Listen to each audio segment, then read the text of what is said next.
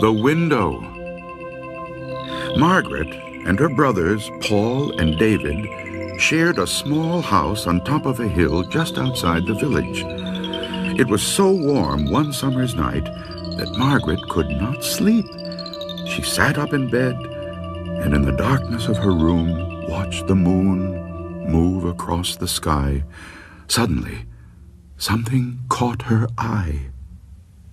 She saw two small yellow-green lights moving through the woods near the graveyard at the bottom of the hill. They looked like the eyes of some animal, but she could not make out what kind of creature it was. Soon the creature left the woods and moved up the hill toward the house. For a few minutes, Margaret lost sight of it. Then she saw it coming across the lawn toward her window. It looked something like a man, and yet it didn't. Margaret was terrified. She wanted to run from her room, but the door was next to her window. She was afraid the creature would see her and break in before she could escape. When the creature turned and moved in another direction, Margaret rushed to the door, but before she could open the door, it was back. Margaret found herself staring through the window at a shrunken face like that of a mummy. Its yellow-green eyes gleamed like a cat's eyes. She wanted to scream, but she was so frightened that she could not make a sound. The creature broke the window glass, unlocked the window, and crawled inside. Margaret tried to flee, but the creature caught her. It twisted its long, bony fingers into her hair, pulled back her head, and sank its teeth into her throat. Margaret screamed and fainted. When her brothers heard her piercing scream, they rushed to her room. But by the time they got the door unlocked, the creature had fled. Margaret lay on the floor, bleeding and unconscious. While Paul tried to stop the bleeding, David chased the creature down the hill toward the churchyard, but soon he lost sight of it. The police thought it was the work of an escaped lunatic who believed he was a vampire.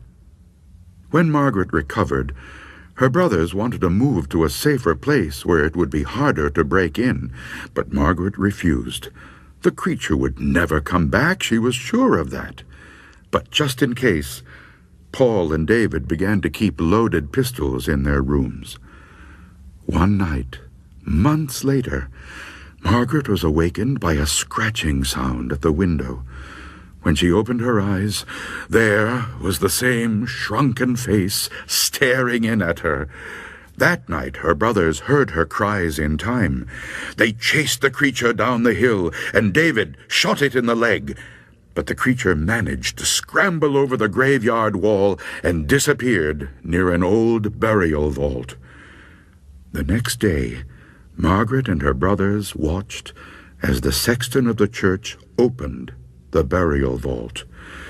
Inside was a horrifying scene. Broken coffins, bones, and rotting flesh were scattered all over the floor. Only one coffin had not been disturbed. When the sexton opened it, there lay the creature with the shrunken face that had attacked Margaret. The telltale bullet was in its leg. They did the only thing they knew of to rid themselves of a vampire. The sexton built a roaring blaze outside the vault and fed the shrunken body to the flames. They watched the body burn until nothing remained but ashes.